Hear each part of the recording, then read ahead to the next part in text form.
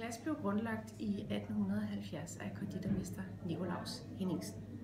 Han giftede sig året efter med Anina, og sammen fik de sønnen Nicolaus. Der er altså både Nicolaus den ældre og Nicolaus den yngre i La Glaces historie. Nicolaus den ældre, han holdt bare i 6 år. Og siden den tid, altså siden 1876, har der faktisk altid stået en stærk kvinde ved roret her i Konditori La Glace. Og det gør jo det til sådan en helt særlig kvindested. Grundlæggerens enke giftede sig igen, og han var en dygtig forretningsmand, hun giftede sig med. Han hed Thorvald Rødder, og han førte forretningen til nye højder i samarbejde med Anina. Aninas søn Nicolaus giftede sig med Marianne, og hvor Nicolaus, sønnen af grundlæggeren, holdt mere af at komponere musik og turnere rundt, så var det hans hustru Marianne, som i øvrigt fandt på ordsproget kære, kunst og kærlighed kvæler al besværlighed, der stod ved roret og bag disken her i forretningen i Skovbrogade. De fik sammen 2 børn, altså Nicolaus og Marianne fik sammen 2 børn, henholdsvis Erik og Rigmor. Erik kunne også bedre lide at ture rundt og rejse ud i den store verden og boede en stor del af sit liv i Marokko, hvor det så var Rigmor, der passede forretningen herhjemme og stod for den daglige drift.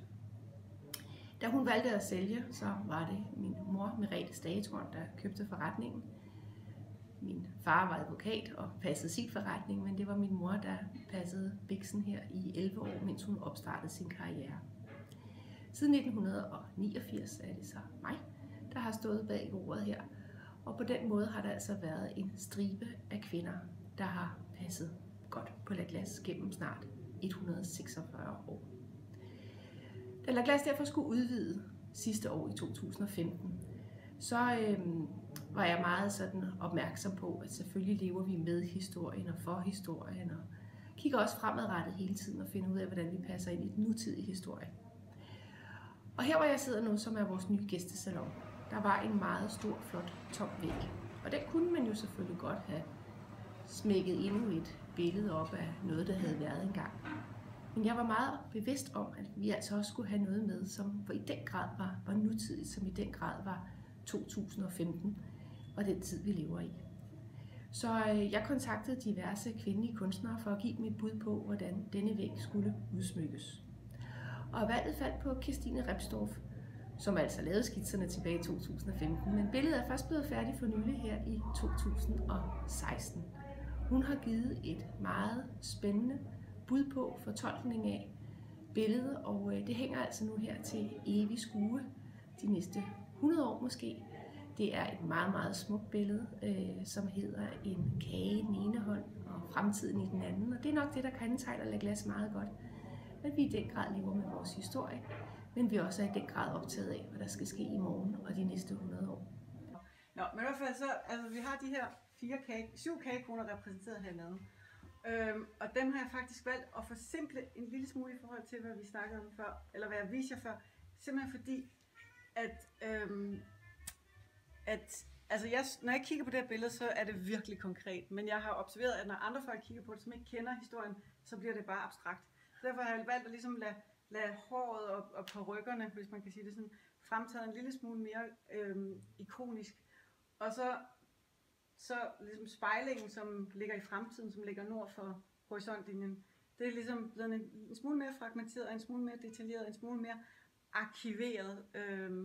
Fordi det er på en eller anden måde det mulighedernes rum. Det er det rum, som man kan råde over, som er ligesom lavet af de valg og de beslutninger, eller de fraklip, de tilklip, som eksisterer nu. Så hvad skal man sige, det er hele tiden, det ligger og leger med den der linje, og derfor kan man også sige, at det er på sin vis 2 forskellige billeder, der ligger og spejler sig omkring horisontlinjen, men det er samtidig det samme billede. Altså, og så de her farvestriber, der er kommet ind, det er dels en rytme, og dels en ro for øjet, en balance for øjet, for ligesom at kunne orientere sig i forhold til det der svævende rum mellem nutid, fremtid, og fremtiden er jo sådan set også nutid, fordi den er skabt nu, fordi det er jo ligesom det, vi gør. Og så har jeg valgt at fragmentere uret, så for det skarpe øje kan man jo se, at der faktisk ikke er 12 anslag, men der er kun 10. for også at lege lidt med tiden. Altså, så er der nogle tid, der ligesom popper ud, eller måske er de ligesom poppet et andet sted hen. Desværre kunne billedet ikke være færdigt den 8. oktober, men vi modtog en skitse en gang i efteråret, og vi har også været forbi atelieret i Fredericia og set, hvordan det gik med arbejdet. Men selve billedet er altså først kommet op og hænge her i starten af juni måned. Man har mulighed for at være sammen med billedet, hvis man booker gæstesalon, hvor det altså hænger. Der kan sidde her mellem 8 og 12-14 personer, og man kan holde sin egen lille kagefest, mens man altså kan nyde billedet. Man kan selvfølgelig også bare komme forbi og nyde billedet med sin ven til hverdag. Det er et meget fint kunstværk, som vi er meget glade for. Som en ekstra krølle på halen kan det nævnes, at Kirstine Røpstorff, efter vi indgik vores aftale om et værk her til salonen, er blevet udtaget til Biennalen i Venedig. Det er vi naturligvis også meget stolte af.